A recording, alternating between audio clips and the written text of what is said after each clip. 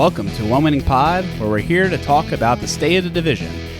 Before we talk about everybody else in the division, there happens to be just a little bit of Ravens news that came out over the last couple days that we figured we would talk about. First of all, apparently we're back onto Hard Knocks for the first time since its inception. This will be during the end of the season into the playoffs, and apparently the Ravens get editorial control, so hopefully no secrets come out of it. But I'm curious what you guys thought about this. I was a little from a pure competitive stance, I was like, I don't like this. I wish it wasn't a thing. But from a content that I want to watch, yeah, I would like to watch that. It sounds fun. Well, it's coming out after the season, isn't it? I thought it was actually during the season. It's going to be December or something. It's the first show. So I thought that they're recording during December and then it comes out after the season. Excellent podcasting.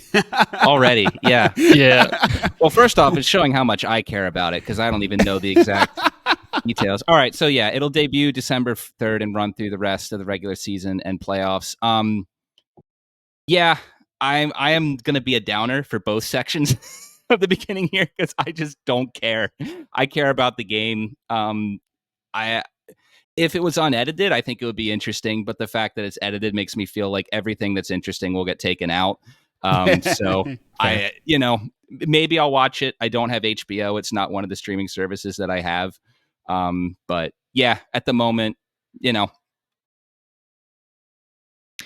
so I feel like this is actually really great to bring up in this episode because it's not just the Ravens. Right? I don't think you brought that up, Alec. It's No. It's the whole AFC North are being featured on this Hard Knocks. So if anything, I think it's going to be pretty awesome just from the timing of it, because if it's coming out, then that's basically where most of the division games are happening. So I feel like that'll be kind of neat of seeing that. And I say that also not watching that much Hard Knocks in general. But I think it'll be pretty cool, just kind of how it does that. But yeah, I mean, it is one of those things. It's going to be another distraction for sure for a team that, obviously doesn't need any of that. They need to, be locked in, as they say, to go deep in the playoffs and make up for the bad taste in their mouths last year. So it'll be interesting for sure. Yeah, that's my only concern about it is the distraction. But that's a really good point you bring up, Chris, that there's a lot of good divisional games at the end of the year that they'll be able to cover. And I also just think it's one of those funny things where I actually do have HBO. I'm the responsible party for having HBO in the family. It's then shared out. So I guess I'll watch since I already have it. And Peter, as a member of my extended family, just hit me up after the show.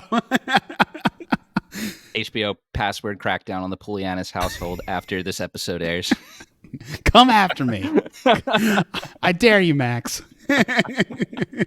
I already pay your outrageous price for something I barely use. Okay. And then the next order of business, I found this really interesting. The Ravens did a podcast about it, which gives you a little bit more insight onto the process of it all. But they have a new alternative helmet, which will now be paired with their previously called Color Rush jersey, now called Purple Rising. And there are takes. I'm going to start with Chris here before we get to Peter.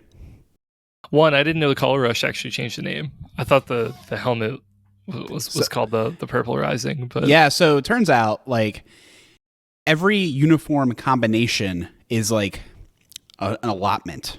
Okay. So this helmet can only be used with the Color Rush jersey, so they're it's all part of the branding now. Oh, okay. Well, okay, that makes me feel a little bit better about the combination. Yeah, initial reaction. It looks good with that combo, right? I think the purple really matches well. Obviously, they're trying to go really in on the gold, which on the surface, I'm really, man, I really want the black because I really like the black colors. Really like the black helmet. It's a classic. It's been around forever. But it does match really well with that. I just wouldn't want to see that on a black jersey. I just don't think that'll look good. No, it'll look awful. Yeah. So I think it's okay. I obviously I know where Peter's going to go with this, and we're going to give him a second to go with it. But I'm cautiously optimistic, and if it's going to be with the Color Rush, formerly known as Color Rush uniform, like I think it'll be a cool look. Am I here now to rain on everyone's parade because I get it, man. Dude, every time over the last couple of years, every time I see some person on like Twitter, Reddit, whoever, be like, "Hey, check out this weird like alt uniform I've created, or like alt helmet that I've created," and like it's, I don't know, the Maryland flag and like black and purple or something, and I'm just like, man, no, we don't, no, the helmet's a classic. We don't need another one. Like, I don't want to see all this stuff here. I get it. It's got rave reviews though. Everyone seems to love it. The Ravens players that they interviewed, they at least interviewed Mark Andrews and Zay Flowers. They both gave it a thumbs up. The internet, the Ravens fans online seem to love it. I am in the minority. I hate it. I just there's two things here. Three things, actually. Number one, I'm already not going to like it because I already don't like the Color Rush jerseys. The shade of purple on those jerseys is slightly lighter and too much gold. And now we're adding a purple helmet. And it's just like, why not just have alternate uniforms that are the Minnesota Vikings uniforms? Because that's basically what it looks like at this point. It's the Minnesota Vikings uniform with a raven instead of the horns. I like I like that logo that they have on the helmet. I just don't think it's a helmet logo. I think that when you have a bird or something, almost all helmets look best when they have whatever it is facing forward towards the line of scrimmage rather than out towards the fans on the sideline. And the one exception to that is if you're like the Raiders or the Steelers and you have like that kind of an emblem that can pass as a shield. That works. But if you're not going to have that, then the logo has to have some forward momentum, in my opinion. Like the Buccaneers flag. That flag is it's flying forward. The Chargers bolt. It's bolting forward. The side just looks dumb to me on a football helmet. I'm sorry. It doesn't. It takes up an odd amount of area on the helmet. It just looks awkward. And it's just at the end of the day, it's lazy. It's lazy. Ooh, Houston it's showed lazy. us. Houston showed us what these alternate helmets should be. Houston, their alternate uniforms that they, broke out a couple months ago, whatever it was, that set the bar for what these should be. They're creative. The colors look. They pay homage to what the Texans uniforms are, while also putting a new spin on it. This was a great opportunity for the Ravens to introduce a third logo, and maybe, like you're saying, Chris, maybe they didn't want to do that because they didn't want to make it look like they're replacing the main one. I could certainly see that argument. It just felt lazy to me. It was just, let's just make the helmet purple and slap an already existing logo that doesn't even fit on a helmet on it. And that's just my opinion to it. And I respect that my opinion is in the minority. And, I'm not getting bent out of shape about it. My life's going to go on, even if I'm not really going to be a big fan of watching the Ravens in this particular, uniform and helmet combination. But that's my take. And I'm happy that most of the fan base, as well as the players, seem to like it. Awesome. Well, Peter, there's a couple things I want to bring up because I think you bring up good points. First of all, the NFL agrees with you. The only logo that goes away from the line of scrimmage is the Eagles, and they got an exception because of the E that they have going on. But it's not their helmet. Their wings are, right, like Hermes wings on his helmet. Right. So they figured it out for the helmet, and I agree with you that this so they said on the podcast, right? They're like, oh, the eyes, two eyes showing, are a big part of our branding that we use all throughout the stadium and all throughout Raven stuff, and that doesn't ever show up on Raven stuff. So maybe we'll do that. And they also mentioned how the shoulder patch has the shield on it, so they want to use the shield. So they have rationales for why they don't do what they didn't do. But I do think in an alternate universe where they said, yeah, it's cool that this other logo exists with the two eyes, we're going to just do the traditional one. I think that would look cooler. Like, I think I would prefer it with the normal bird because I agree that that bird just doesn't fill the helmet well. It kind of just looks like it's floating in space. But the rest of it, I kind of dig. I wish in an alternate universe, the Color Rush jersey was the same standard. I don't know the hex code off the top of my head. Purple, because I agree with you. It's like erring on the side of Minnesota Viking, and I'm actually curious like what the difference is of Minnesota Viking and Color Rush purple for the Ravens, because they're very similar. And then also the matte finish on the helmet like also contributes to the overall like Viking look. So I get it. That part's disappointing. I do think this will look sick when they're actually playing. Like, I'm kind of here for it for when they actually are using it. But I think there are things that could have been improved about it as well. I do find it really interesting, though, that apparently the Ravens use up a lot of their allocated jersey setups by like having pant options. So like every single time they change the pants, like black pants, purple pants, white pants with the top, that's a whole new combination. And there's only so many slots you can have. So like they're kind of in a corner when it comes to jersey styles. It sounded like with the current rules, which is such an NFL thing to do, by the way, to have like this like cap on it that it makes it like slightly difficult to use all your different combinations. Like, I don't know. You have that, but then you can't wear too many things, right? If you deviate from that too much, and like, oh no, yeah, you can only use the special helmet one time a year, unless we give you like written approval. Like, I mean, it's just okay, NFL. Yeah, somewhere it makes sense to someone. Yeah, I get it.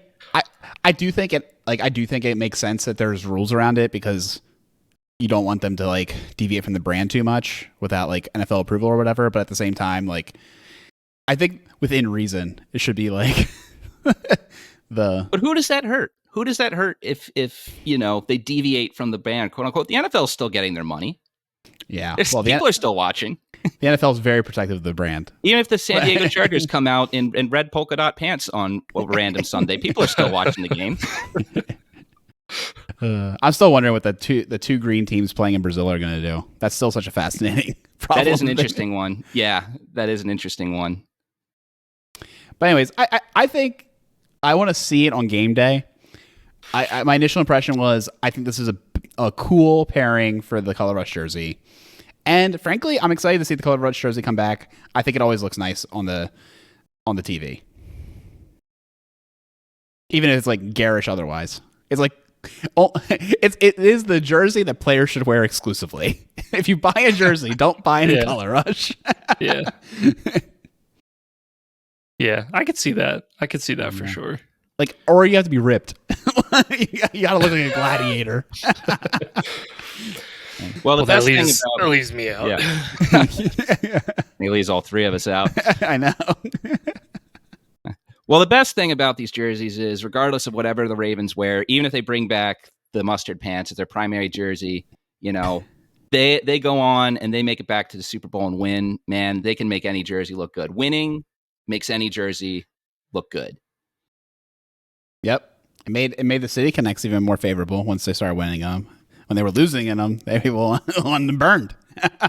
I still view those unfavorably, but that's not today's topic, and I've already shat on three things straight. So I don't hate everything new about Baltimore sports.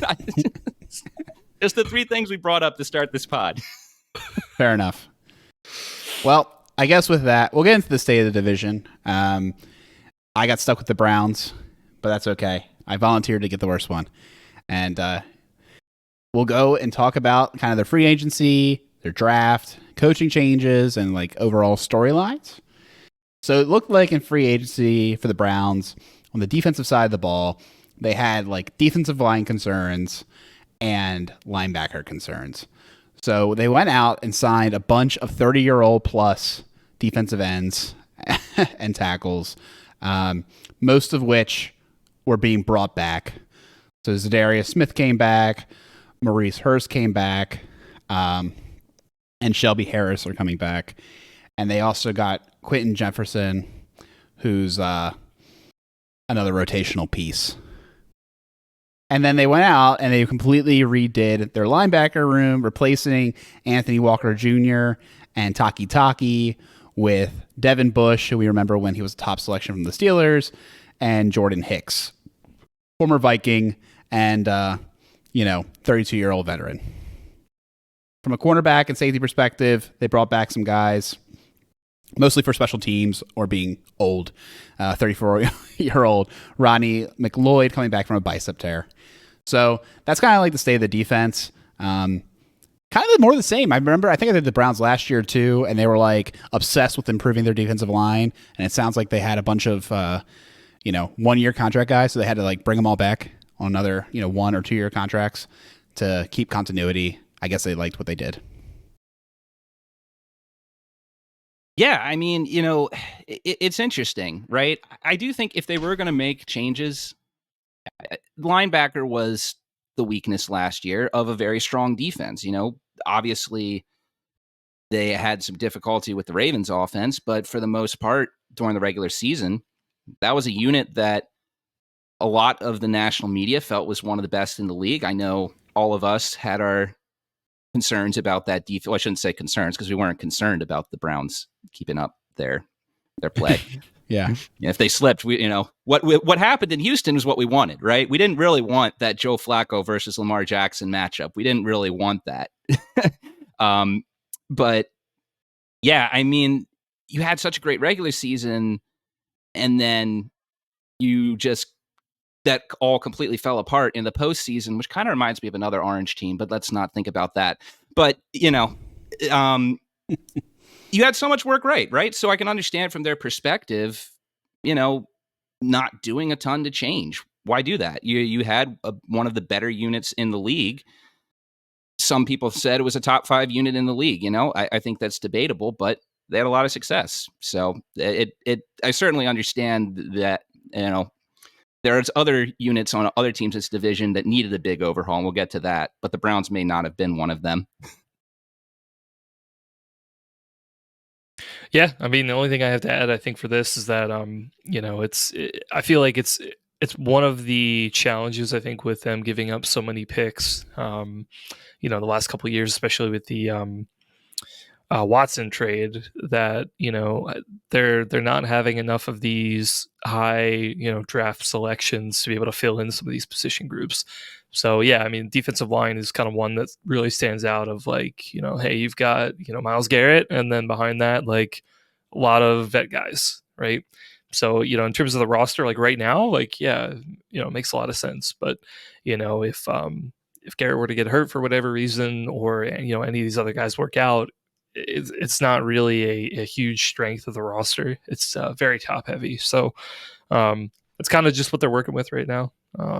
But again, like, that's what they want to do. Like, I could see the logic of, why you want to do it that way.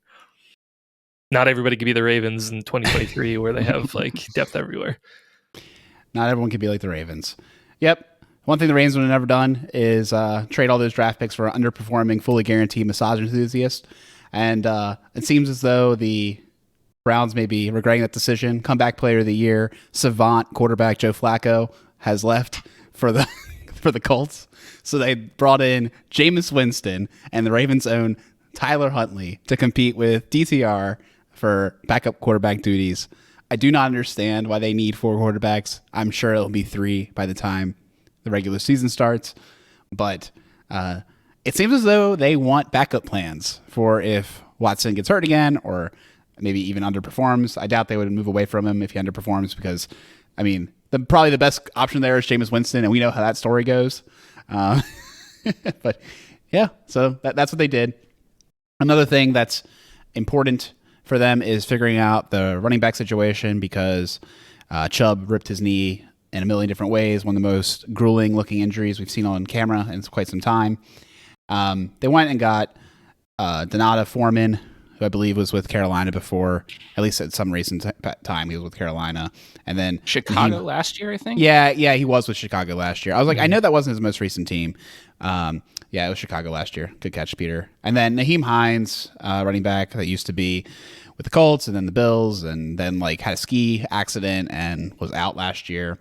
So he too had a season-ending injury, just not from football. But we know what he used to be able to do when he was healthy and younger, so maybe he'll be able to bring that to the Browns as well. Ravens legend James Prochet is coming back, but probably needs to win the returning gig to maintain his roster spot because they also added, what's his name? Judy. They traded for Judy in a pretty cheap trade, so I think it was a decent trade for them to get a guy who might have some upside. And then, also got Michael Dunn coming back another year. Brian Allen from the Rams, who has a lot of starting experience, is coming to potentially start at center. And then they got some backup guys like Giovanni Ricci for tight end with fullback beginnings. And also, fun fact, they brought back Cade York to compete with Dustin Hopkins, and they extended their punter Corey Bojaquez or something that was good for them last year. Yeah, I think the most interesting thing right off the bat, you basically answered what your question of why do they have so many camp arms looking for backup plans, because I don't think anyone knows what's happening with Deshaun Watson. It feels like there's been every time that he shows some spark of what he used to be able to do in Houston, then he gets hurt or just randomly, has a bad game. It's like, I mean, that game he had against us, we have to admit, that was a great comeback for them. Should the defense have played harder? I don't know. We weren't on the field. Kyle Hamilton alluded to some things. We can read between the lines. That's the best we can do. But that was a great comeback by him. You got to tip your cap to him. And then he gets hurt. And it's not like he was playing great before that, really. He had a decent game against Tennessee, I think. But, Tennessee's defense wasn't that great last year. So just the injuries and the inconsistent play that they've had with this guy, I mean, the Browns have to think. They've got the defense. They got playmakers who can catch the ball. They've got running backs. They need to know what's going on with quarterback. And if it's not Watson, they got to be sure who the next guy is. Yeah, and they're going to have to answer that really in training camp, right? I mean, the only guy on that roster who has extended playing time with this group is DTR, and right now he's the fourth string. So, that kind of tells you how much confidence they have in him right now. Winston and Huntley are probably going to get their shots beforehand, and it's not like they were vet min sort of pickups. Like they were fairly not like huge contracts, but I mean they kind of brought him in there of knowing the market and everything of like, hey, you're going to get the chance to compete for this spot. So it'll definitely be interesting. The Judy move, that one I think is I feel like it's another kind of like low risk but potentially high reward move, in that like he was the guy over in Denver where you're like he's got so much talent but doesn't really have the quarterback throwing the ball, and it's like, well, now you put him in a position where it's like, okay, is it just a change of scenery? Is that all he needs, or do you actually need the quarterback play? You're not going to get that here, so it'll be interesting. But adding him to this other starters you got Cooper and Moore, like that's a good group. So maybe they have something there, and maybe they have enough offensive firepower to kind of have an offense that's competent no matter who's playing. So I could definitely see that working. I mean, Joe Flacco, winning comeback player of the year last year for coming in for a couple of games. Like he looked good. Obviously wasn't great. Maybe they're thinking like these guys could play a little bit better, not as many turnovers with pretty much the same offense. They need to do away. Well, no, they need to keep the comeback player of the year award, but they need to add a new award, which should be like career resurgence of the year award. Like, I think we all have to admit, like DeMar Hamlin should have won that award. Like, as much as we love Joe, it's like under the new rules, like the clarification right. of what it's supposed to be. Yes, but I feel like that clarification is what you send out when the rules are in place, but no one's following them, right? That's kind of what it felt like. Well, it's been 2 years in a row where like some quarterback who had a resurgence in their career beats out like, Hamlin who nearly died, and then CMC who came back from like, the huge knee injury or whatever. Sure, right. But like, I hear you, man. I think it's interesting too that their choices were interesting. So Jameis Winston comes in for like $2 million. Huntley is like, he has, I think, no guaranteed money. So he's like basically just like there to be there. He might not win out over DTR, right? Because they have at least some control over DTR. If they really wanted like a true backup, like Joe Flacco existed, right? He didn't get that much more money. Mm-hmm. And then, and then you're talking like real money, like which they probably didn't have, would have been like the Minshew's of the world. But like, I guess like Winston for the value was like not the worst. I don't know. They're in such purgatory. It's like, in my opinion, I guess like at the cost, Winston was fine. But if Watson doesn't go, this offense, this whole team won't go. Like it just won't go. And it also seems to me, talking about the Jeudy pickup, Jeudy was like the 2020 version of Bateman. So Bateman was drafted in 21. Jeudy looks so close to a breakout. Like that first game, he looked so good, and then he had that injury. And then everything kind of just fell apart around him in Bronco land. And kind of same thing with Elijah Moore. He had like a great start to his career and then kind of disappeared. And they're like, oh, we'll trade for them on the cheap. So it's not the worst plan, honestly. So we'll see what happens with Jerry Jeudy. In a way, I root for him just because like I really liked him as a prospect. I thought he would be a good wide receiver in the NFL. But anyways, yeah. So the funny part is, I mentioned like they have like a 30-year-old defensive line. Well, they tried to fix that in the draft. So they drafted 2 defensive tackles, but the one of note was Mike Hall out of Ohio State. And he fits that like new school defensive tackle at 6'2", 299 pounds, like, barely maybe 300 pounds playing weight. But he has great initial quickness and really long arms to string together various moves and create pressure. He has a high motor, and he turned 21 last week. So he was one of the youngest players in the draft. We know young players have more upside, so analytically, not a bad idea. So they went and got him. And then after that, a lot of their picks were like sort of reaches. They don't have many high-value picks because of the Watson trade. So they had a 3rd-round pick. They went and got Zach Zinter out of Michigan, who was an interesting prospect, down on people's boards because of a leg injury. That lowered his stock, but he was a 4-year starter and come from Michigan, which is a good school and all that good stuff. So like he could be a good player, but he's just like a kind of a big guy. He doesn't have like maybe the best technique, so he'll be able to worked up a bit. And then they got like Jamari Thrasher out of Louisville, 1-year starter with no like distinctive traits, wide receiver. The one interesting pick I wanted to make sure I looked up was the Voorhees pick. So we sent them over the pick for Voorhees. They decided to use that on linebacker, Nathaniel Watson out of Mississippi State, who looks like he has erratic instincts, but has the size, quick reaction speed, and tackling skills to fill up the stat sheet per the Beast by Dane Brugler. And then in the last few picks, they picked up a cornerback and the defensive tackle I mentioned. So just looking for more back-end roster support there. I think the only interesting thing to come out of this draft is most likely going to be Mike Hall with a side of maybe Zach Zinter. I mean, I forgot to mention it when they're talking about the free agents, but they also picked up Hakeem Adeniji, which is like an offensive tackle guard tweener they can use because they have 3 tackles coming back from injury this year and guard. So, there was they want to make sure they have an insurance policy on that. So he might get some playing time early if those guys aren't ready, and he's looking all right. And then lastly, they got a new offensive coordinator. So the defense was really good last year. The offense, they're looking to bring a spark. So they they got former Bill offensive coordinator Ken Dorsey, the fall man for the issues in Buffalo.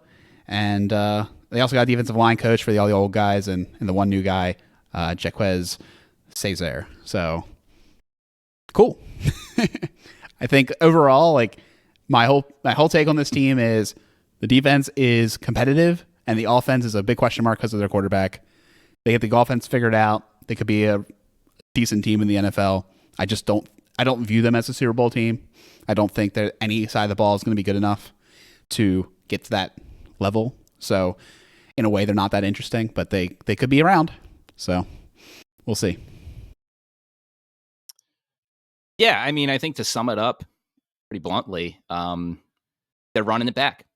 You know, there's not that many moves through the draft or free agency that really seem like they'll change the tide that much. They're just gonna continue to see if Deshaun Watson can be the missing piece for them. I actually disagree. I think that their ceiling is the Super Bowl. I think this is a team that could win the Super Bowl. It's also a team that could, very easily top out at winning 5 games this year. The Browns, they're just that wide of a gambit of outcomes, in my opinion, because Watson continues to be a question mark each and every game he goes out there.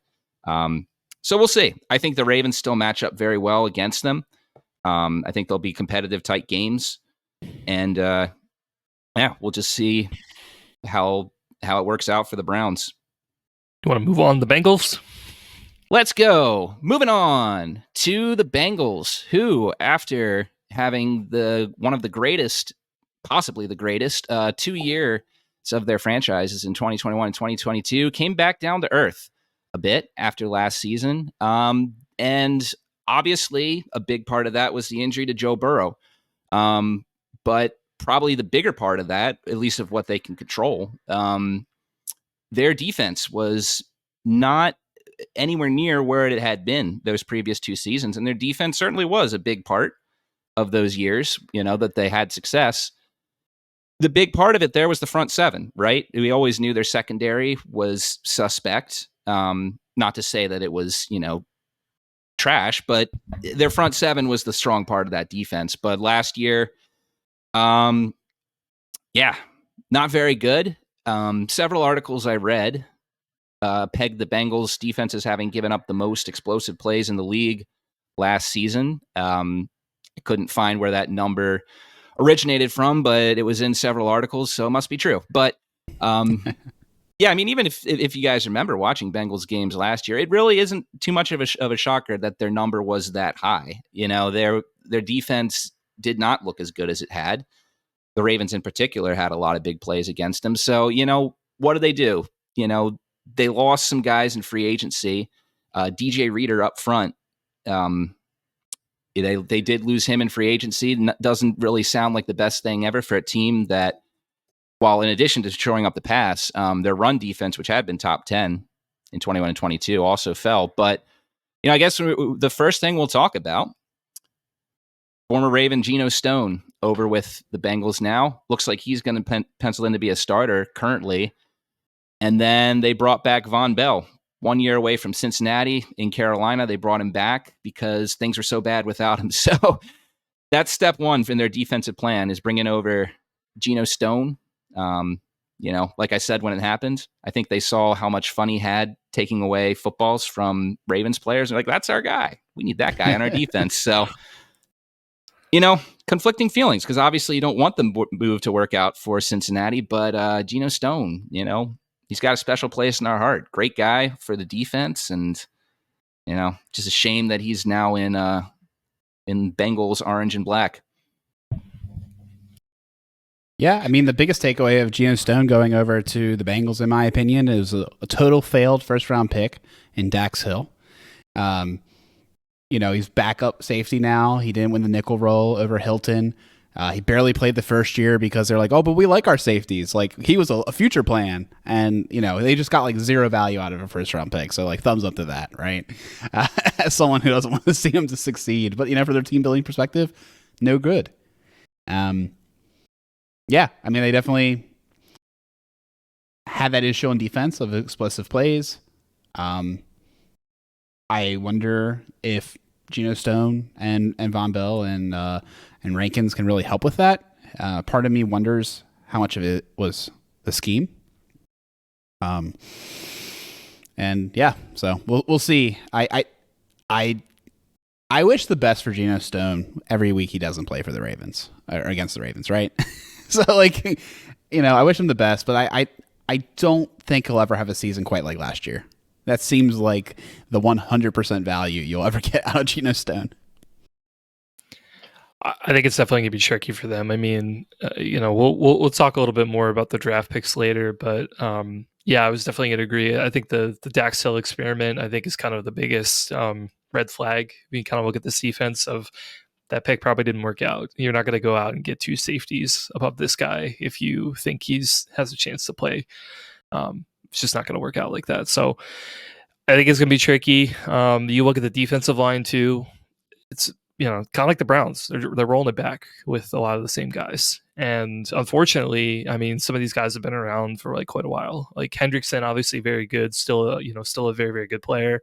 The rest of the guys, like, I think they're all right. Like they're obviously good enough to start, but you look behind them, these other draft picks like Cam Sample, Osai, like they're still depth guys. They haven't taken that next step to really, to become that starter. So it seems like one of those where, they have a lot of depth guys that haven't taken that next step. And, you always want to be in position where you have these depth guys taking the next step, right? Because that means your roster is really deep and really good. But if it's still not, then, that introduces some question marks. You get injury here or there, and then, becomes a lot harder to perform really well at a high level.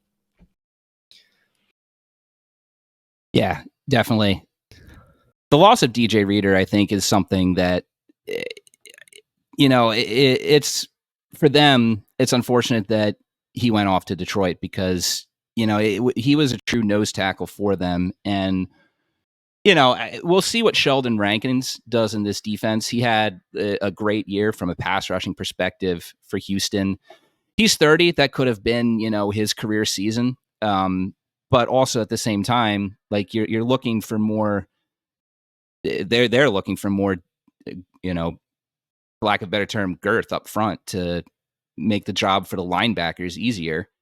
And Rankins might not exactly be the solution to that. So that was an interesting move. I can understand their argument for it. But yeah, that was one that could go either way for them. That could really help them in the pass rush, or it could be a liability in run defense and make the job harder for the linebackers. But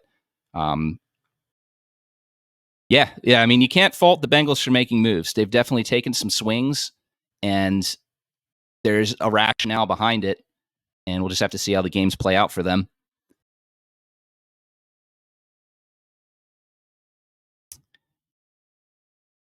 When you look on the offensive side of the ball, the biggest story here has had to have been T. Higgins holdout.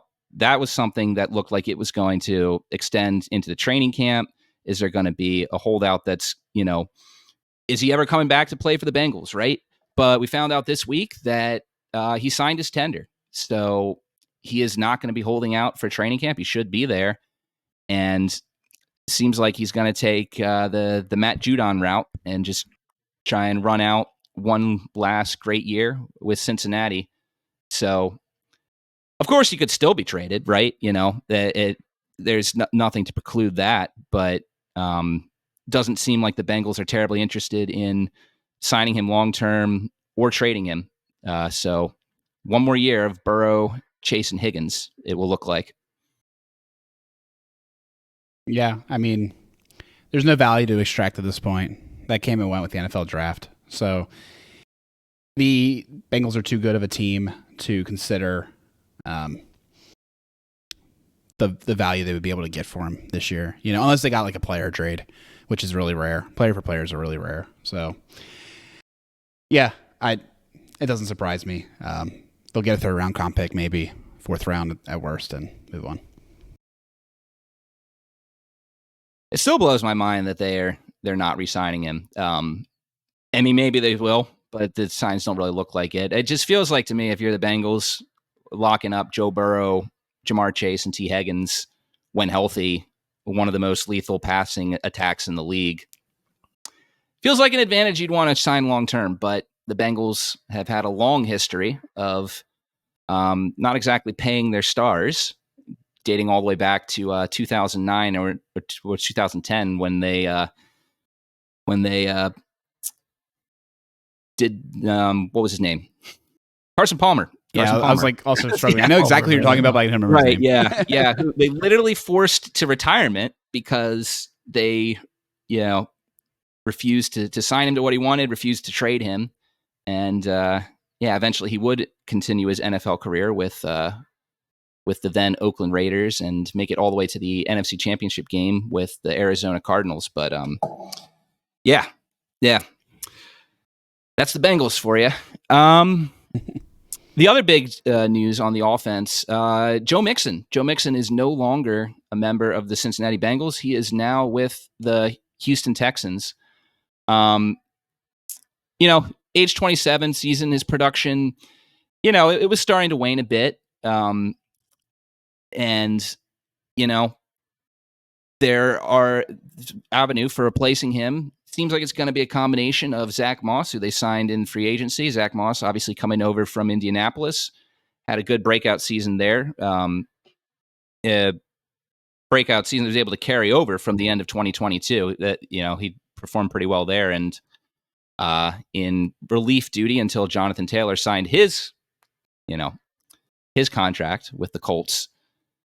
Did well there. But, Moss has never been a bell cow back for a full season. So Chase Brown, a guy that we all liked in the pre-draft process last year, he had some big plays of his own down the stretch at the end of 2023, and it would not be a shock at all to see him be a part of this offense.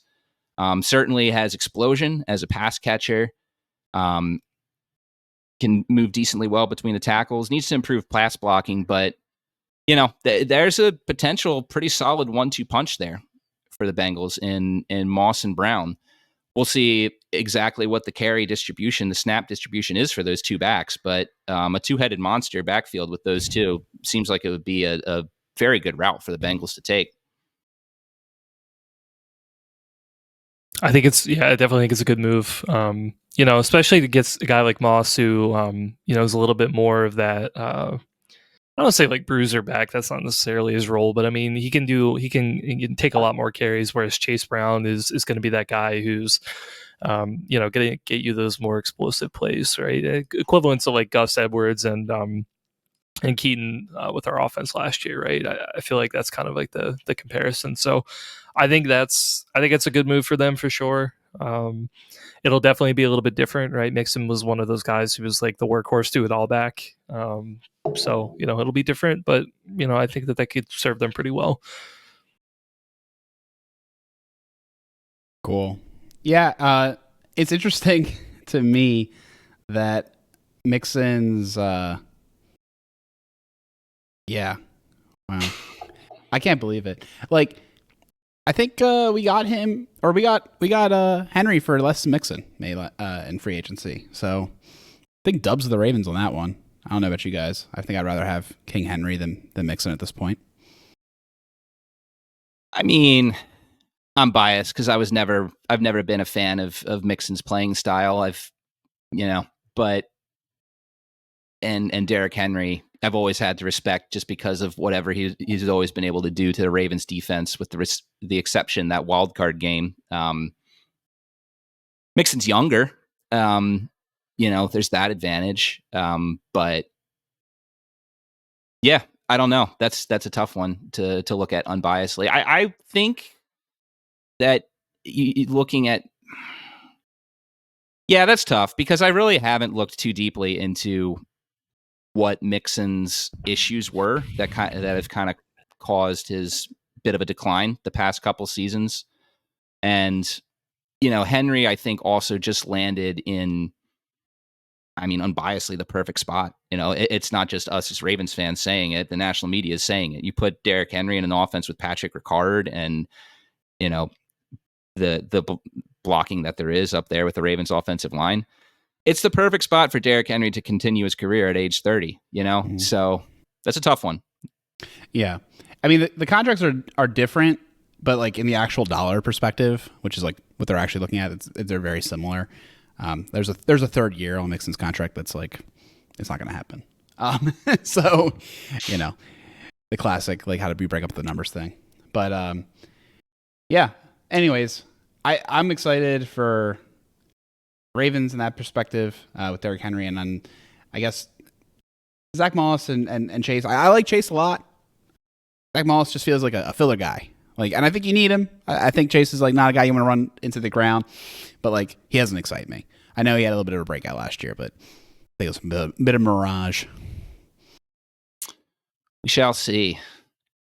Yeah, I guess, really when you're looking at the Bengals, the last thing to really look at here with their offense. So Tyler Boyd, a guy that all Ravens fans know infamously from the end of the 2017 season, played what seems like forever with the Bengals, but he is now off in Tennessee. So that is an interesting thing that we'll have to see with their offense. Do they have a change of scheme? Do they have a guy who really emerges as the, third target in the offense, which is really what Boyd was? It was a clear pecking order between Chase and 1, Higgins 2, Boyd 3. And they've got a couple options here. The most exciting one for them is probably Jermaine Burton, who they drafted in the 3rd round. Plenty of talent in the world. He fell in the draft due to character concerns. For better or for worse, whatever you think about it, the Bengals have certainly had their share of players with character concerns and made it work out. So, again, good spot for someone. But they have other options too. They did sign Mike Gesicki in free agency. And Gesicki is an interesting guy because, back at the end of 2021, it looked like he was going to emerge as kind of, the head of like the tier 2 receiving tight ends in the league. He was really putting up some big numbers with Miami. And then the past 2 seasons, he has not even eclipsed the total amount of receiving yards that he had in either 2020 or 2021. 350 yards with Miami in 22, only 244 with New England. So, the question there is, is Gesicki, is he done, or was it just the offenses? Miami moved away from throwing to the tight end in 22. New England, they threw to Hunter Henry. They didn't throw to Jonnu Smith. Jonnu Smith goes to Atlanta, and he has a great year. Gesicki comes to New England. They throw to Hunter Henry. They don't throw to him. So, luckily for Gesicki, he's in an offense that historically has highly valued the receiving tight end position, and that's a completely false statement. The Bengals are probably the team in the NFL who's utilized receiving tight ends the least of maybe anyone in league history. So, but he's there. You also have Irwin, who's a fan favorite. Maybe he just steps in. I was listening to Locked On Bengals podcast today, which is a difficult listen as a Ravens fan, but they floated the idea of Irwin being outside and Chase going almost exclusively in the slot, taking over Boyd's role there. So that'll be an interesting thing to see in these matchups with the Ravens. How do they kind of change what they do with the receivers? The Ravens have obviously had Jamar Chase's number the past couple meetings after Chase had those easy games against beat up Ravens secondary in 21. So if I were the Bengals, I would really try a different approach this year in those games because what they've been working on the past 2 years hasn't worked. But that's an interesting thing to watch for the Bengals in this coming season. Who's the replacement for Tyler Boyd? That's an interesting perspective. I didn't really consider the fact that they might change Chase's role to kind of fill up for that. So interesting. I guess we'll keep an eye out. I just assumed that they would use Jermaine Burton, but yeah, maybe that's bad take. Well, I think they're going to give him a shot, right? But I mean, he is a rookie, and when a talent like that falls to the 3rd round, there were a lot of people who thought he could have been, back end first, early second. There's a reason. Is it just the character concerns? Is it something else? It gives you pause. I don't think he's a slam dunk. At least maybe he'll develop into that. But I think they'll have to have contingency plans. Oh, totally. Yeah. I guess I just assumed one of the plans would not be like repurpose your like quote unquote like star, into the slot. But I guess those guys go move all over. Jefferson. Well, they do have a new offensive coordinator. They did promote QB's coach Dan Pitcher to offensive coordinator. Brian Callahan is out. Pitcher, I believe, is part of the McVay tree. So they're from the little that I was able to glean from listening to Locked On Bengals today, is that they feel that there's going to be some big changes that the Bengals are going to use for Chase. They're going to really expand his role, vary up his route tree even more. So they're envisioning big changes in the Bengals offensive passing attack as far as scheme. So interesting. Yeah, that'll be something to look out for. But yeah, if anyone's interested, Locked On Bengals podcast. I did think that they gave an interesting take on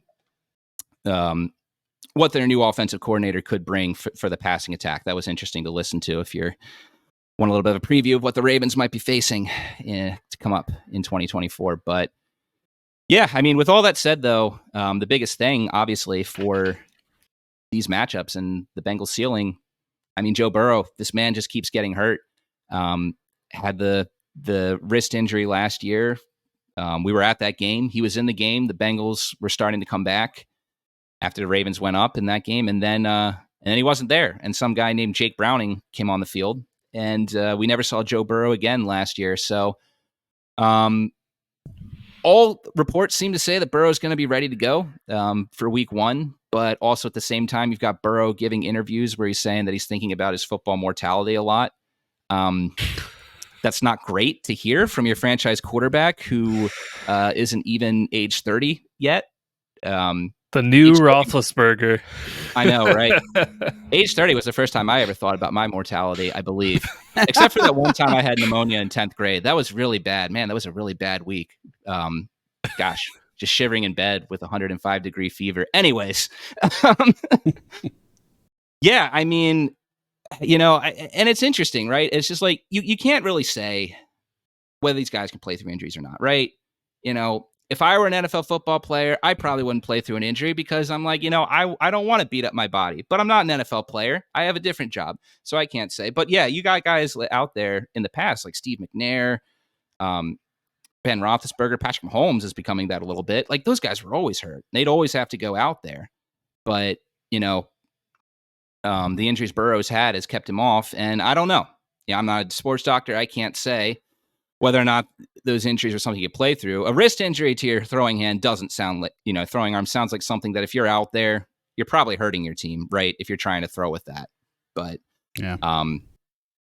yeah, he's suffered a lot of injuries in his career so far, and his career hasn't been that old. So that's something I have a feeling Bengals fans are probably holding their breath on. But if he's healthy, look, as Ravens fans, I think we have to admit he's a pretty darn good quarterback. So those should be, I hope he's healthy for both games. I think this rivalry is more fun when both him and Lamar Jackson are on the field, showing which of the two quarterbacks is the better one in the AFC North. And hopefully the Ravens will be able to get a sweep once again this season.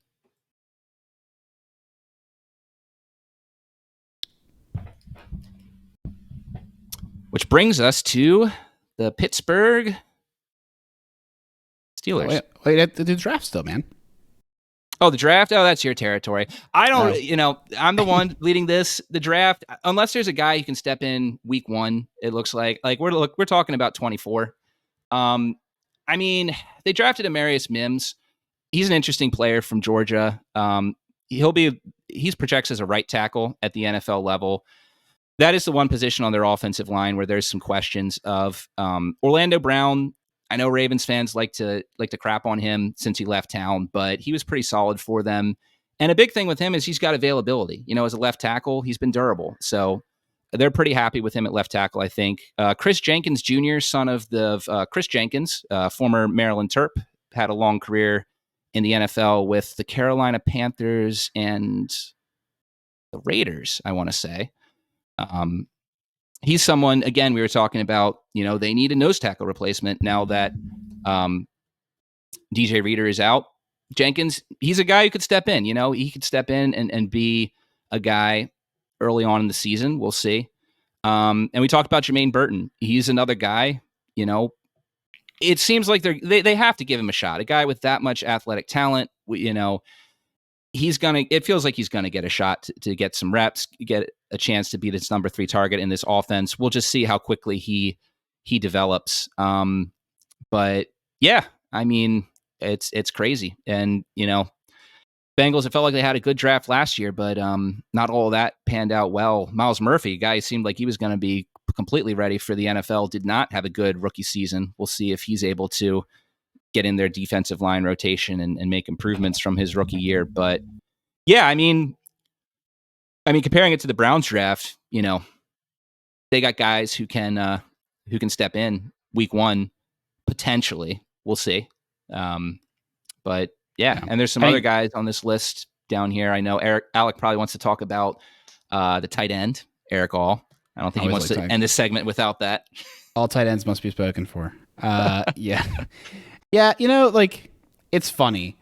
Ardarius Mims, I understand why they think I understand the right tackle projection. I do. If they didn't have Orlando Brown Jr. there, though, they might have considered moving him to left. I think with him there, okay, you want him at right tackle for this year if you play him. But Trent Brown's there, so they might not go that route. But yeah, no, the tight ends I do want to talk about, mostly because Eric All is super interesting. If he can stay healthy, he's had a lot of injuries problems. He's one of the best tight ends in this class. So I had him at number 6, which was mostly because of injury concerns. But also because I think low key this tight end draft was kind of solid.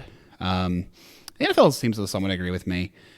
These people, they were picked about right when I thought they would be.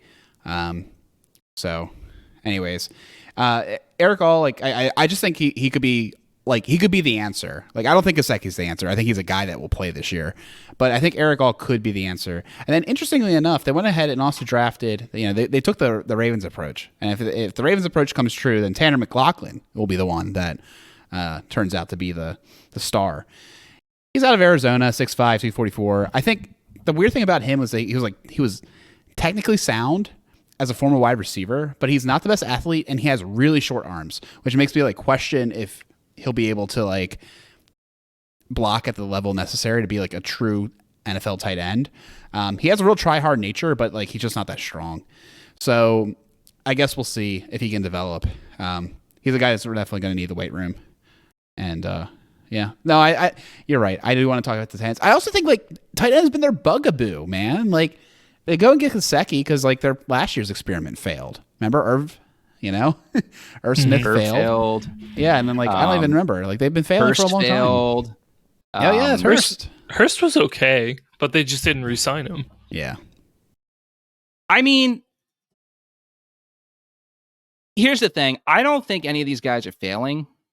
I just think the Bengals don't throw to the tight end. I think that's what it is. I mean, even if you look at who's the one Bengals tight end that you can remember who had a good season with them?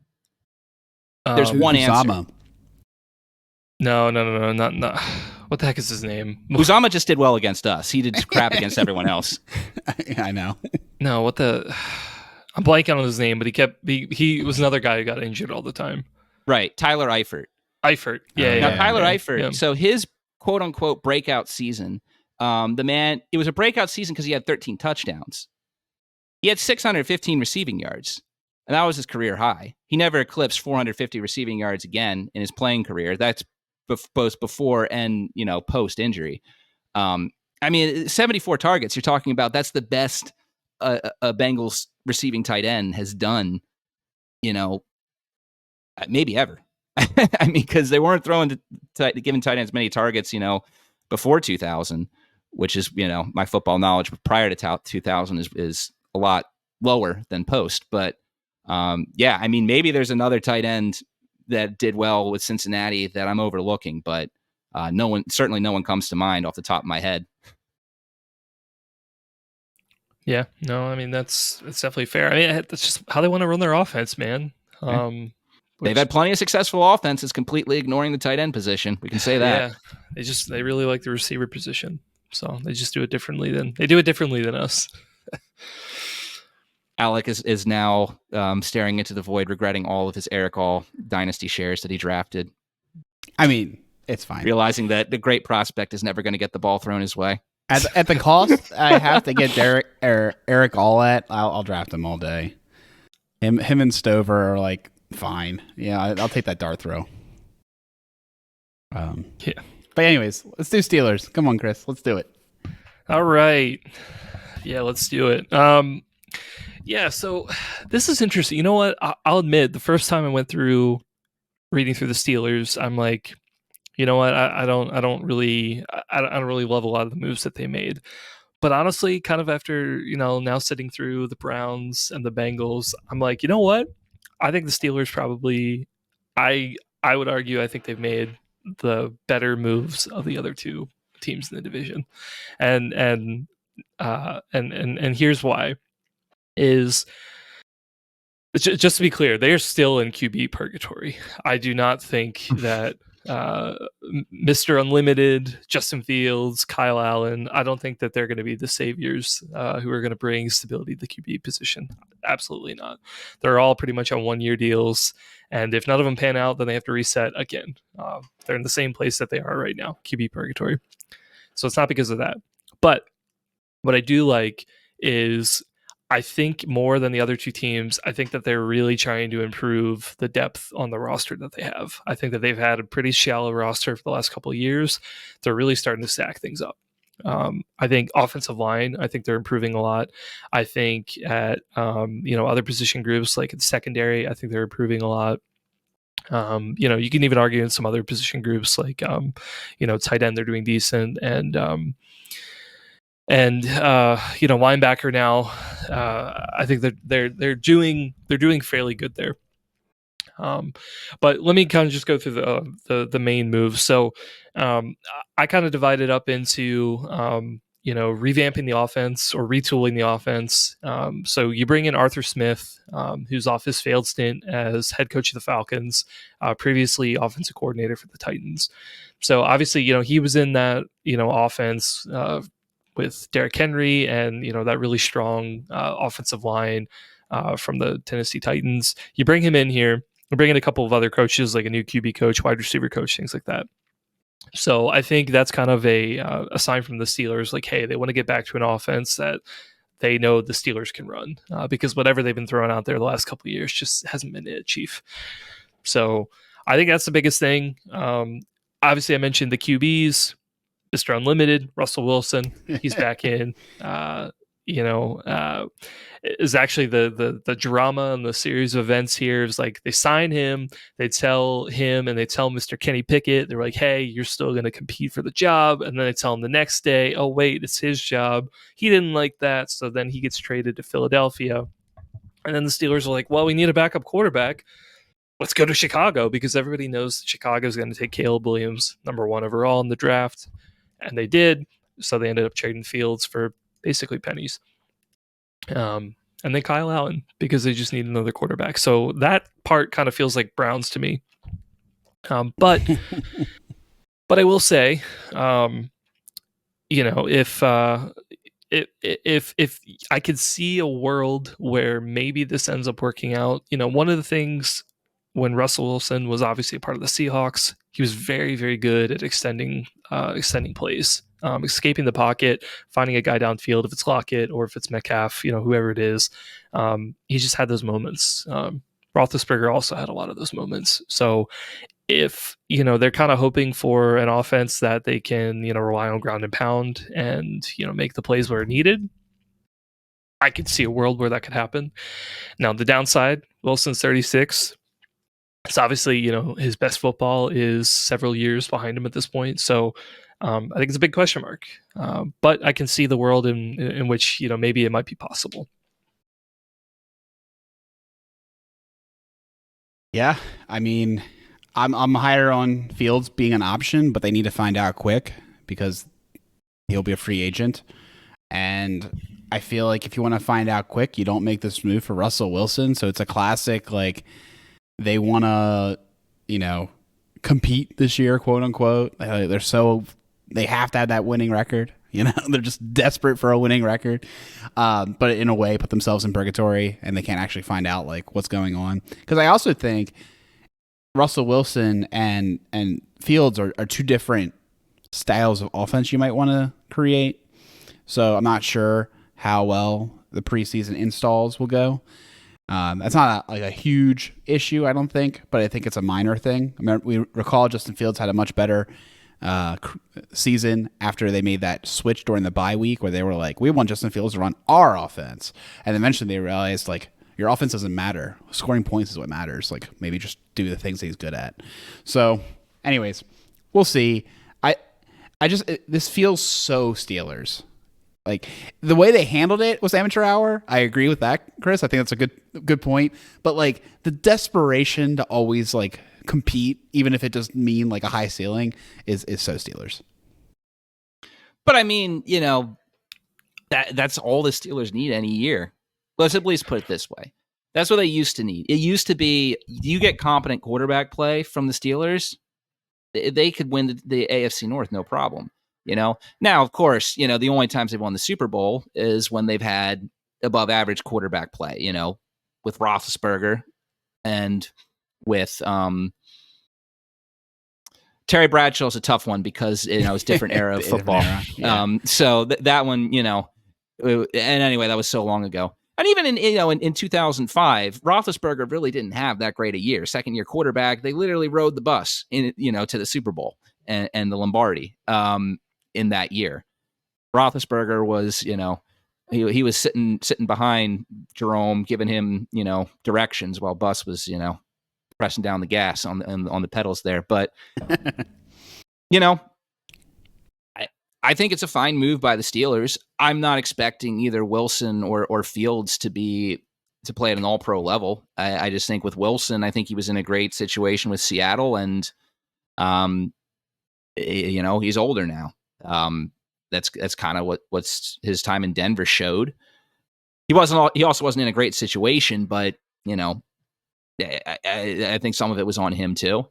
And I'm not sold on Fields as a passer.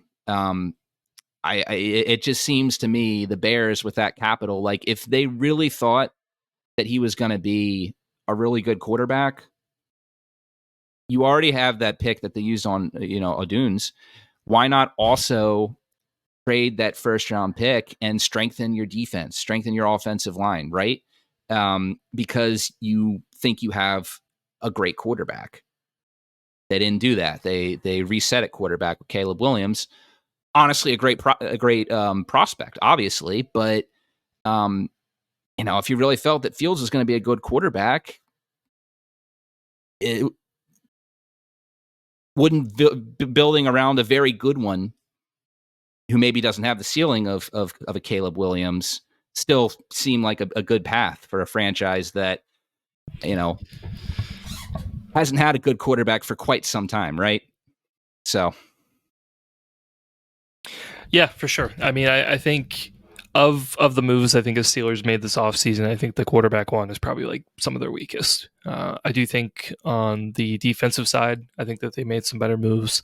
But yeah, there's a lot of risk in a lot of these quarterback plays. And I think like Alex said too, you have to figure out who you want to play like in the next like 2 months. Nobody's on contract after this. So, you have to decide, do you want to keep one? Do you want to keep both? Do you keep any of them? Like they don't have time to really, get answers to these questions, especially, just knowing the Steelers, like they want to compete, they want to win, they want to go 9-7, even if it kills them, like, or 9-8 now. They want to go 9-8, even if it kills them because they have to have that winning record. So, this is what it is. But yeah, anyway, that's kind of the big thing. I will mention also for the offense. So, wide receiver Deontay Johnson. So he was actually involved in a trade with Carolina. So they traded him there for cornerback Dante Jackson, which I do think is a pretty good move for them. They kind of needed that cornerback depth. So they ended up doing that and then swapping some late round picks used in the 2024 draft. Also on the offense, they ended up signing a couple of players. Honestly, most of them from Atlanta, given Arthur Smith. So they ended up signing Van Jefferson, Quez Watkins, who's from Philadelphia, and then they ended up also signing Cordell Patterson from Atlanta. And I think he's a little bit interesting because Pittsburgh has also really not had a good return game in quite some time. And, obviously there will be some new rule changes this year. We kind of talked about that. At least I felt like we talked about it at some point. We did, yeah. So that'll be definitely an interesting wrinkle. But, Patterson, he's got quite a resume, tons of touchdowns on special teams. So, I think bringing him in, even though he's much older, I think it's a good move for them, especially if they, want to squeeze out a couple more points on special teams, given the quarterback, position. Like, I think it's a good move. As a fan of a special teams team, like, yeah, I'm all for it. Let's go. But yeah, anyway, moving on to the defense. There are a couple moves here that I really liked. Like I said, Dante Jackson, the quarterback they ended up signing. They actually signed a couple of other depth guys to kind of shore up some of their safety room and sort of backup corner as they're waiting for some of their guys like Joey Porter Jr. To develop. So Deshaun Elliott, so they ended up bringing him in. It's obviously been a while since he's been a Raven. He had a stint in Detroit, then Miami.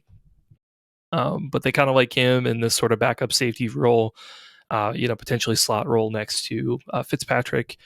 And later in the offseason, they also ended up bringing in Cam Sutton, who, had a year in Detroit. Before that, he had played for Pittsburgh for his entirety of his career. So he figures to kind of be in that quarterback room for them. And the biggest move, obviously, we got to talk about it. Patrick Queen, I took less money to come here. 3-year, $41 million deal. That's probably one of the biggest defensive free agents that the Steelers have signed in quite some time. And they really needed it because they really have not done a good job at drafting interior linebacker. I think as Alec talked about earlier, Devin Bush, he's gone. He's in the Browns now. So the Steelers were like, what one interior linebacker could we steal from another division rival? And Queen was on the market, and they made him an offer, and he is fully dead to me now. Well, he was dissing Baltimore on the way out a little bit. Maybe not a full diss, but certainly, man, he's a talker. Shade. He's a talker, and I get it, man. I get it. Our fan base. Yeah. It was a talk, our fan base gave that man quite a bit of shit on Twitter. So, I mean, he was terminally online. That's the issue, too. Yeah. He saw it all. Which is also kind of his fault. I mean, I feel like if you're an athlete, you should know, like, why do you need to care about what Twitter is? You're in the NFL. Most of those guys aren't. Like why do you care what they think? You're living the life. They're not, but whatever, Dude, and also, like... Yeah. Like Twitter takes are actually horrible. Like I was looking on Twitter when Bradish was like shaking his arm and like the injury thing, and the amount of like weird off the wall takes.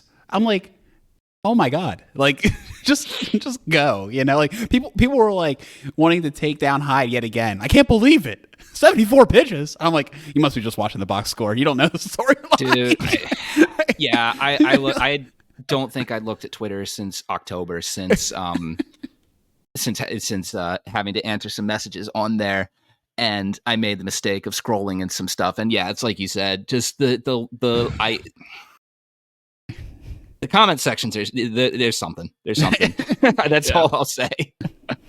Yeah, but yeah, Patrick Queen, until he started dissing, everything about Baltimore and trying to be like, I mean, he's such a budget Roquan. It's not even funny. Okay. Like Roquan has all these one-liners, but they're like, I feel like they're better because it's for our team and all, he's trying to be this villain guy and he's just not it. Cause he's like, at the end of the day, Louisiana boy. And like, I don't know.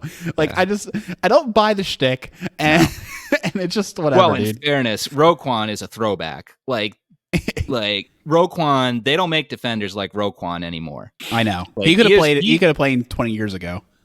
100%. Yeah, he is cutting the mold of of Ray Lewis and those guys. Like Urlacher. Yeah, that generation. Well, I never really thought. I always thought Urlacher was a wannabe Ray, but everybody's a wannabe Ray, Peter. He's the best to ever do it. Whatever.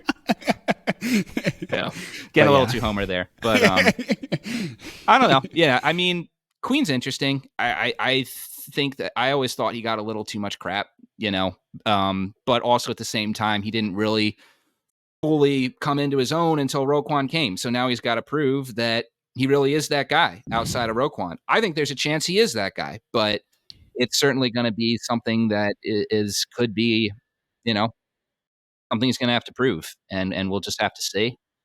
And hopefully it can add some spark to the Ravens Steelers rivalry, because don't know about you guys, but that's felt. I can't remember the last time that a game Ravens Steelers felt like Ravens Steelers. Might not have been since 2018. Pretty much, yeah. It's either been we've been really good and kind of stomped on them, or neither of us have been really good and then we lose when we think we should win. So yeah, it's been kind of weird, but yeah. Anyway, with Queen, it's certainly an interesting move. I mean, I'm sure selfishly all of us wanted him to go to Seattle, so he's in the NFC and everything. But I think that's potentially a really good move for the Steelers. I mean, they've always, in the last 5 or 6 years, right? They've relied heavily on guys like T.J. Watt, Hayward, Fitzpatrick. They really have never had that guy in the middle, in that middle layer of the defense. So I think Queen could be that guy. And they also really needed it too. I think one of the guys who was starting for them last year, Cole Holcomb, ended up having a torn ACL, so he may not even be back to the start of the season. So that's I think that's one reason why they signed Queen. They also drafted another linebacker later, Peyton Wilson, who they kind of hope to fill in that position group. But yeah, I think it was one of those groups that I think they really needed to try and make a move because they just hadn't really drafted very well. And much like the Bengals with tight ends, like they kept signing guys, middle linebacker. If you remember, Miles Jack was also there, and a couple other guys that they kind of brought in. So yeah, they really needed it. One other guy I'll mention, free agency. So they ended up letting their punter walk, Harvin. So they ended up signing Cameron Johnson from Houston on a 3-year deal. So he'll be there. If you're really into holders and punting, like it'll be a name to remember. Hey, I mean, punting's important. But yeah, I guess we'll see what he does. Yeah. But yeah, I'll go through the draft real quick. I do actually really like the Steelers draft. I feel like they got some guys that I think really made a lot of sense. Like I said at the top, I think that they're really trying to address a lot of depth that they have in a lot of skill positions, just not quarterback. They ended up taking offensive tackle, 20 overall. He figures to kind of slot in Troy Fautanu. He ends up to playing at left tackle. They end up taking Zach Frazier, center, as they released their starting center last year before free agency. He's a guy, Zach Frazier. He's a guy who, people are very high on. And so I think, you're looking at both of those guys potentially, starting for them. So I think they're pretty excited about them. In the third round, you have Roman Wilson, wide receiver. I think he's an interesting guy. He's one that dropped a little bit on the draft, but I think, I think that he's got some tools there. I think that the Steelers would like. Alec, maybe you have some more notes on Wilson. But before we do that, I'll talk about Peyton Wilson as well. Linebacker. He I feel like is a guy who really high upside player, but really just kind of had some issues with injuries. But I think the Steelers, I think we're probably really excited to have him come down and take him in the third round, because if he is able to kind of play where they think his potential is, you pair him with Queen, I think that's a really interesting inside linebacker duo. He's got a lot of speed, great instincts, just a guy that I think a lot of people are really high on. So, yeah, I think, and they had some other picks too, but I think of the first 4 picks, I think there are a lot of really interesting names there.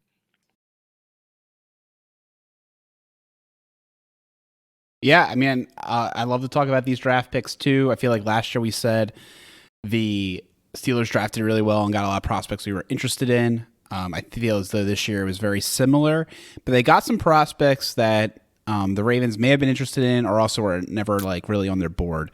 So Frazier is a top-ranked center and was 34th on the big board from Dane Brugler. They got him at 51. Great center prospect. I think he could be an answer for them. Fautanu was a top 10 pick until the injury concerns came out, the day before the draft or day of the draft, and then he slipped down the board. and then they got him at 20, which I thought was funny because everyone thought they would get Darius Mims at 20. It was like the most universally mocked thing on the planet, and then 2 picks before the Bengals take him. So, anyways, I just thought that was interesting. So if Altanu falls to them, that's kind of good for them. And then the other, like Roman Wilson also was like super high on Brugler's board, 41, but he was like the 8th overall wide receiver, and I feel like in that range, like this started becoming like choose your own adventure and pick your favorite. But I think at 3, 3rd round, 84th pick, great quality pick. The other thing to consider too is like it's the Steelers we're talking about here. They're really good at identifying quality wide receivers and grooming them. A slot wide receiver, very quick, 5'10" guy, so probably not expecting an outside receiver there, but great in the slot. I think he could be a menace. I'm not looking forward to that. And then I know Mason McCormick was a guy that a lot of folks wanted the Ravens to consider.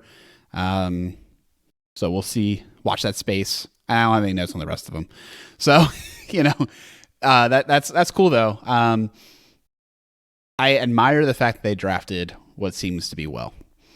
I just like competently run organizations. I feel like I feel we didn't talk about it enough. The interview that DaCosta did was so good, and he was like, "There's 6 GMs that I appreciate, and they're like the same ones I like." He's like, these are the teams that like do a good job, and everyone else I think is shit. And I was like, yep, that's basically how I feel. Like every other organization's like, what are you doing? But like these guys really have it down, and the Steelers are a great great drafting organization. They get it.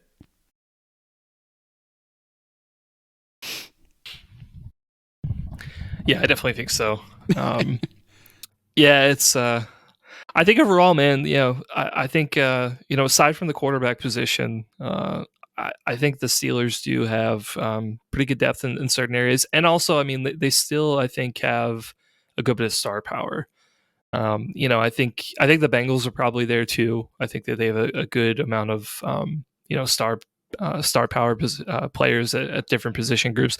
The Browns, I think, are a little bit weaker. I think they're kind of top heavy with Garrett. After that, it kind of falls off a little bit, but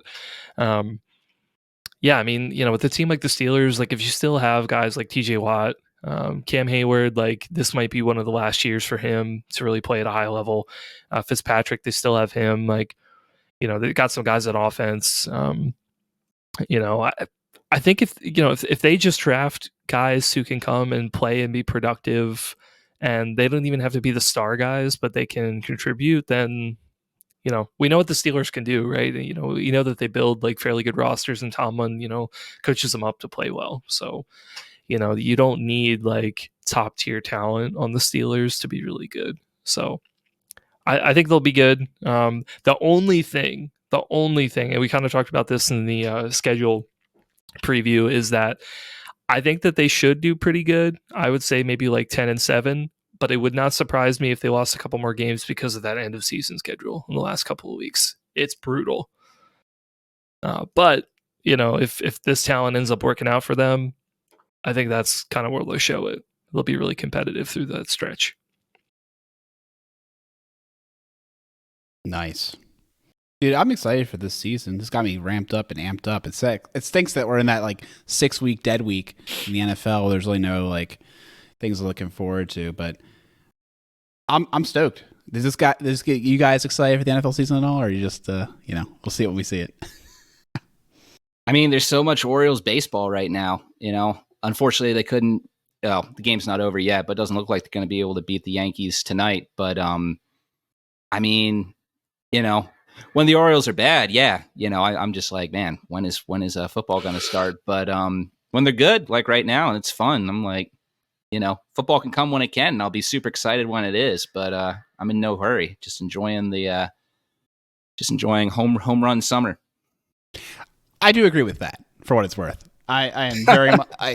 The season's kind of a grind sometimes, and all that. But like, I get it.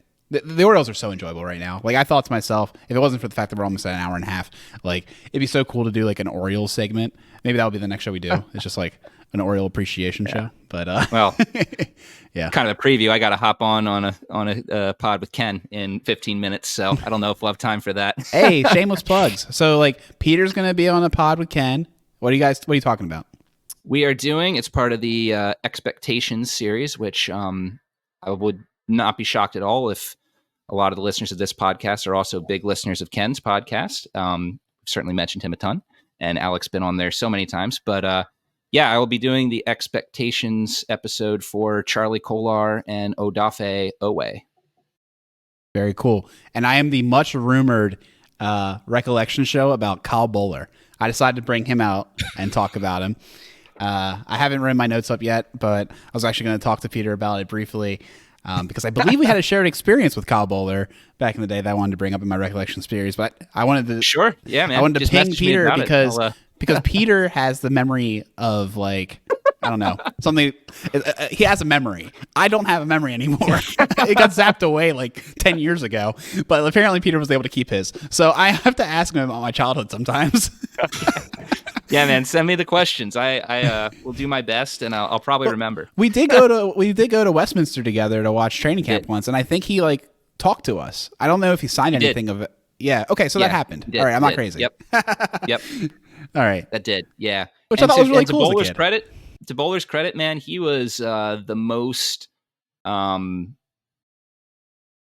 he just spent the most time that I've ever spent with an NFL player. I mean, it was probably 5 minutes in total, but like he really came over and he talked with all of us, and it was pretty cool in that moment, man. Yeah, exactly. I agree. Yeah, and honestly, everything that's come out about him after the fact, like kind of alluded to that being his character. So something I wanted to talk about because I feel like everyone just has a bad taste in the mouth because of the play on the field, and I understand it, but like he seems like they're people too. I mean, I like you guys, and I think you like me, and if they threw us out on the football field, we'd suck way more than Kyle Bowler. So, people are good people, even if they suck at football. We also never threw the ball from the 50-yard line through the uprights. Right. That's why we were never drafted. Let alone on our knees. Yeah, you got to lower expectations. All right. Well, that was a fun episode, and man, it'll be a fun time seeing the Ravens duke it out with the Browns, Steelers, and Bengals this year in the AFC North. Like I said at the beginning of the episode, we'll get actually some behind-the-scenes content on it, and we'll see what that is. So we'll see when our next episode is. Obviously, training camp is not yet. There's the dead period in the NFL offseason, like Alec was alluding to. But continue to follow us on YouTube, wherever you get your podcasts, on Twitter. I believe we're on Threads as well. Alex in charge of that. And go Ravens. And we'll get you guys with more content shortly.